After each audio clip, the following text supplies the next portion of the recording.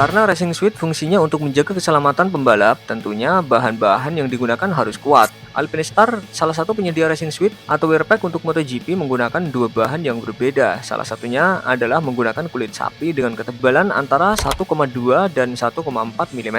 Alasannya karena kulit sapi tahan aus. Selain kulit sapi, seorang pembalap yang bernama Bradley Smith adalah salah satu pembalap yang menggunakan kulit kanguru karena dia beralasan kulit kanguru adalah yang paling fleksibel. Walaupun tidak terlalu tebal, tapi kulit kanguru dinilai sangat tangguh. This is a kangaroo skin from which I'm going to cut out an 8-foot bullwhip and back to the flank on the rear leg and the rear leg. I will put into waste. In the old days in Australia, when times were tough and money was short, they would cut out their kangaroo skins and throw away no more than would cover, as they said, a shilling or a quarter. Wear pack dibuat khusus dengan pengukuran secara tepat ke setiap pembalap. Potongannya pun terdiri dari 13 buah potong kulit. Ukuran ini bisa dipastikan presisi karena memang dibuat khusus, bukan pabrikan massal. Beda cerita kalau si pembalap mengalami kegemukan atau jadi kurus karena diet, serta kalau si pembalap berpindah produsen. Wear pack dibuat menggunakan tangan manusia, bukan dengan mesin pabrik. Bahan potongan wear pack dijahit secara manual dengan tangan dan membutuhkan waktu lebih dari 7,5 jam untuk setiap bajunya. Ini dilakukan agar ukuran bisa disesuaikan dengan postur tubuh si pembalap masing-masing. Oh my goodness me, that's Maverick Vinales. Karena seorang pembalap ini sangat rentan jatuh, makanya wear pack yang dipakai oleh pembalap pastinya dilengkapi dengan fitur keselamatan. Fitur keselamatan ini ada dua untuk lengan, dua di kaki, satu untuk dada, dan satunya lagi di punggung. Pelindung ini terbuat dari bahan termoplastik yang kokoh, dan uniknya lagi, pelindung ini bisa diganti. Awalnya, punuk digunakan untuk menjaga keselamatan bagian belakang tubuh dan kepala pembalap agar tidak langsung menghantam jalanan yang dibuat dari bahan busa dan karet. Saat itu, pelindung tulang belakang berkembang cepat sebagai part pelindung paling penting selain helm untuk melindungi kepala.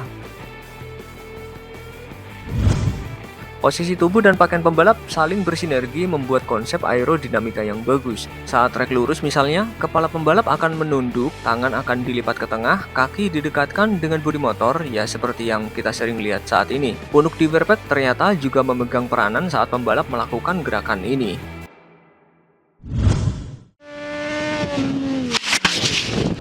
Airbag dilengkapi dengan sensor yang bisa mendeteksi apakah pembalap itu masih ada di lintasan balap atau lagi keadaan terjatuh maupun nyaris jatuh. Airbag ini ada dua buah. Airbag yang kedua adalah cadangan yang akan berfungsi ketika pembalap terjatuh tapi masih melanjutkan balapan. Nah, canggihnya nih, airbag ini akan membuat wear pack mengembang ketika pembalap belum menyentuh aspal maupun pembatas lintasan.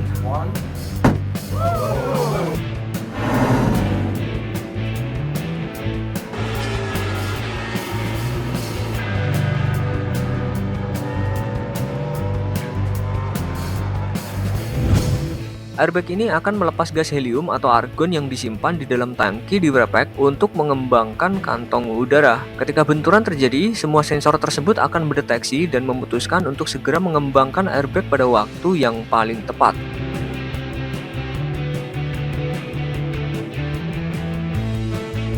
Sistem ini membantu melindungi pemakainya selama sepersekian detik.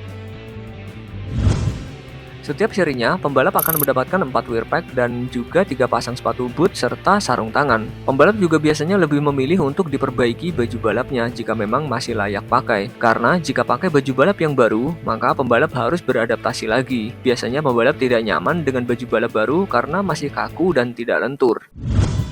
Walaupun wear pack ini dirancang agar tidak cepat rusak, tapi bukan berarti tidak bisa rusak kan? Nah, kalaupun rusak karena crash ringan, ternyata baju balap ini bisa diperbaiki. Setelah itu akan dikirim untuk bisa digunakan lagi pada seri balap berikutnya. Namun kalau kerusakannya parah, maka wear pack akan dikembalikan ke produsennya. Demi keamanan, semua yang digunakan oleh pembalap MotoGP didesain sangat enteng, dimulai dari helm yang bobotnya wajib kurang dari 1,5 kg. Untuk baju balapnya wajib 10 kali lebih tahan gesekan daripada celana jeans biasa. Bobot semua komponen baju balap hanya di bawah 15 kg atau 10 kali lebih ringan dari baju luar angkasa. Baju balap tentunya sudah melalui pengujian agar kuat dengan benturan ketika seorang pengendara terjatuh. Mungkin karena kuatnya, mereka mengatakan kalau baju balap itu bomb-proof atau tahan bom. Bahan kulit juga diuji untuk menentukan ketangguhan dan ketahanan terhadap abrasi serta kualitas jahitannya. Kita ambil contoh saja Alpine Star, harga Wearpack untuk kalangan umum dijual mulai dari 13 juta rupiah hingga 21 juta rupiah. Sedangkan untuk baju khusus Lorenzo, baju balap replikanya aja mencapai 41 juta rupiah. Kemudian Wearpack Rossi yang digunakan di Mugello pada 2014 lalu sempat dilelang dengan harga 600 juta rupiah. Dengan menggunakan bahan berkualitas terbaik, baju balap MotoGP bisa bertahan sampai akhir musim seandainya pembalap tidak terlibat kecelakaan. Komponen ini bisa dibongkar pasang jika terjadi kerusakan bagian tertentu, tapi ada dua komponen yang harus selalu diganti, yaitu sliding pad di siku dan lutut. Baju tebel gitu nggak gerah apa ya? Kalau diperhatikan, ada cukup banyak lubang yang terletak hampir di setiap bagian Wearpack, seperti pada bagian depan dada, lengan, kaki, dan punggung dekat punuk. Lubang-lubang tersebut berfungsi untuk sirkulasi udara di bagian dalam baju, sehingga pembalap dapat tetap merasa sejuk. Perforated panels to enhance airflow, and PE foam padding with upgradable internal chest compartments for protection. Ada yang lain nih dengan kostum balapan Marc Marquez, di mana kostumnya memiliki kelengkapan berupa lampu indikator yang berkedip di lengan kirinya.